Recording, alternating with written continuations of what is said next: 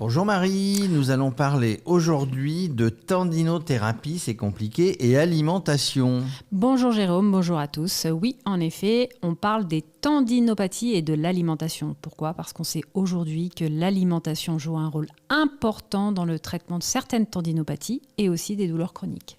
Alors Marie, avant d'aller plus loin, est-ce que tu peux nous dire ce que c'est réellement une tendinite ?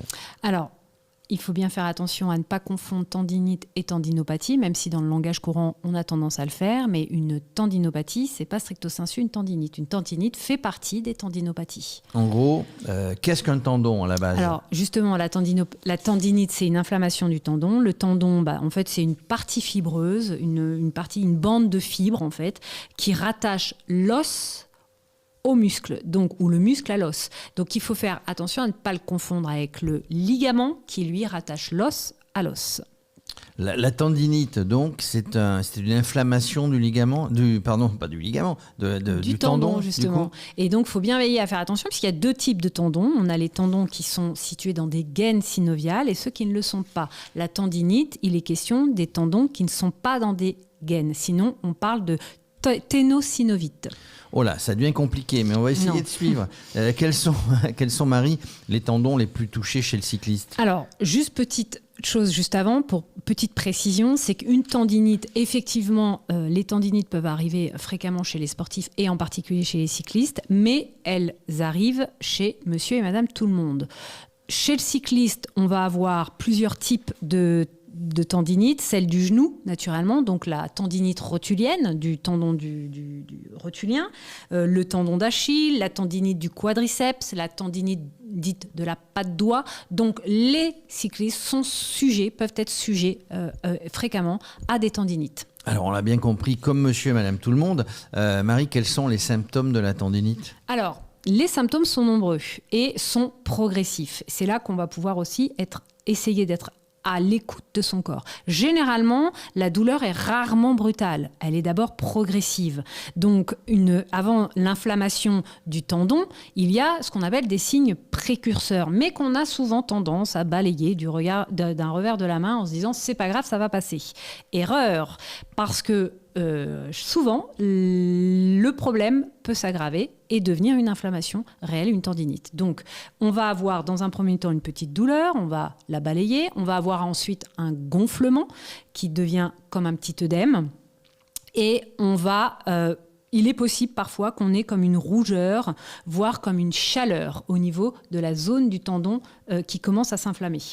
Et lorsque l'on commence à avoir une perte de mobilité, c'est-à-dire que l'inflammation devient de plus en plus douloureuse, à ce moment-là, généralement, on commence simplement à s'inquiéter. Alors, si on ne fait rien avant, à un moment donné, il va y avoir une évolution dans la tendinite. On va passer par plusieurs stades. Effectivement, si le tendon n'est pas mis au repos, si on ne prend pas le temps nécessaire pour qu'il se repose, la tendinite évolue. Et généralement, on définit 3 stades. Le stade 1, c'est je me lève le matin, je pose le pied, j'ai mal, mais la douleur disparaît.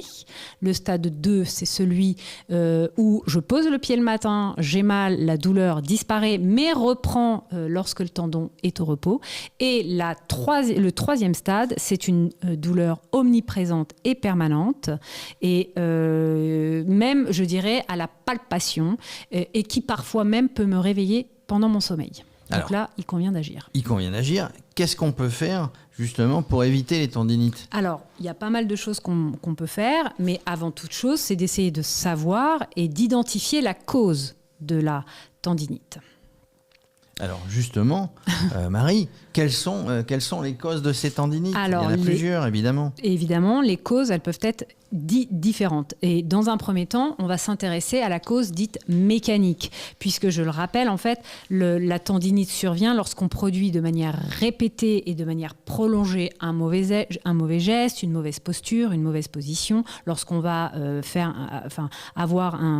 réaliser des efforts soutenus et qu'on va exercer un stress mécanique sur le tendon. Alors, première des choses à faire, je pense, c'est bien régler son vélo, faire une étude posturale. Tout à fait. Pour le cycliste, c'est essentiel et c'est vivement conseillé puisque c'est la position sur le vélo qui va, de manière mécanique, agir sur les tendons et donc, évidemment, potentiellement développer des tendinites. Est-ce que la tendinite peut être liée au poids, au surpoids ? Alors évidemment que oui, le surpoids, on le sait, est toujours quelque chose de négatif, notamment sur les articulations, mais je dirais que les personnes qui gagnent du poids, donc qui changent de poids, doivent aussi revoir leur position et l'étude posturale, puisque le surpoids va agir différemment et donc la position est à revoir.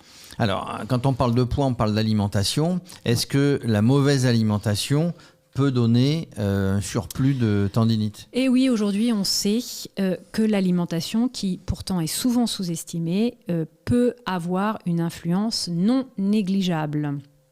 Et peut être la cause, en tout cas peut justifier ou peut accentuer parfois ces phénomènes de tendinite. Alors, c'est quoi une alimentation équilibrée ? Alors, globalement, pour tout le monde, une alimentation équilibrée, c'est privilégier des repas avec une portion de fibres, une portion de protéines et une portion de féculents. Pardon. Ça, c'est pour je dirais, l'alimentation équilibrée pour tout le monde. En ce qui concerne une alimentation qui cherche à réduire la tendinite, on va surtout lutter contre l'acidité de notre corps. Alors, justement, qu'est-ce qu'on doit faire pour lutter contre l'acidité ? On va essayer de consommer des aliments qui sont dits alcalins. Les fruits, les céréales complètes, les légumes sont des aliments dits alcalin.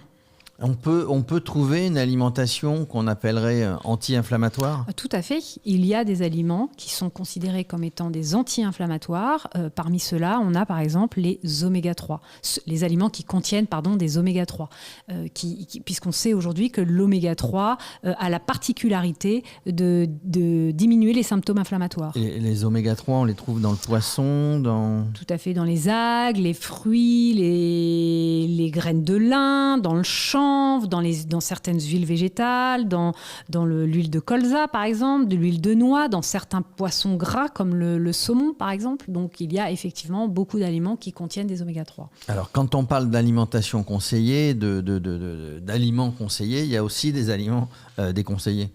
Oui, alors juste, il y a aussi, pour revenir, j'avais pas fini sur les aliments conseillés, il y a le régime crétois et méditerranéen qui est vraiment vivement conseillé pour sa richesse en fruits, en légumes, en oléagineux, en céréales complètes et en poissons et en bons gras. Maintenant, les aliments déconseillés, évidemment. Justement, j'allais dire, privilégier donc le menu méditerranéen et le menu crétois. Voilà. Par contre, il y a des choses qui sont déconseillées. Eh bien, évidemment, il y a des aliments qui sont déconseillés et je dirais que ce sont à peu près ceux qu'on retrouve pour la santé en général. Pour monsieur la santé générale.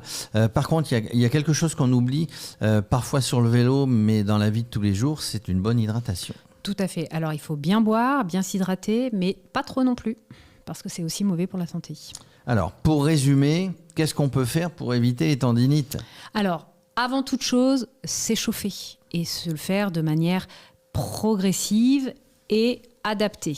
Ça, c'est la première des choses. La deuxième des choses, on vient de le voir, c'est avoir une alimentation équilibré, pauvre en graisse, limiter la consommation de viande rouge, de sucre et favoriser les aliments riches en oméga 3. S'hydrater, évidemment, suffisamment et régulièrement, et s'équiper correctement, avoir un matériel adapté au sport qu'on fait. Il y a une chose qu'on oublie fréquemment quand on fait du sport, ce sont les étirements après, étirer les muscles. Tout à fait. S'étirer, c'est aussi très important. Donc faire une petite séance d'étirement après une sortie, c'est vraiment très bon. Et enfin, je dirais, pensez à faire des pauses.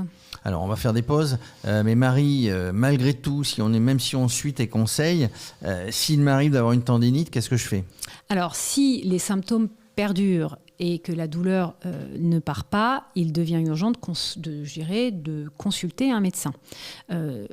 On peut, dans cette attente de la consultation, déjà impérativement mettre le tendon au repos, donc repos total, éviter de ressortir en vélo, mettre du froid, ce qui va calmer la douleur et agir sur l'inflammation. Alors, le froid, ça veut dire on pose une poche de glace. Évidemment, on met un linge entre la glace et la peau. Et on ne fait pas des séances de plus de 20 minutes. Et on peut le répéter plusieurs fois. Et en fait, on peut aussi privilégier les massages profonds et transverses. Et si, malgré tout ça, ça persiste, je vais voir un médecin. Voilà, et donc le médecin, lui, il va vous préconiser du repos, une rééducation fonctionnelle et de la kiné, peut-être des antidouleurs, voire des anti-inflammatoires, et si vraiment le problème est plus important, probablement une intervention chirurgicale. Ben voilà Marie, merci, on sait tout. Bon, moi je sais qu'il faut que je change mon alimentation, enfin, j'ai tout faux dans tout ce que tu as dit. Mais en gros, merci pour tous ces conseils, on les retrouve sur le site de Radio Cyclo. Merci à vous.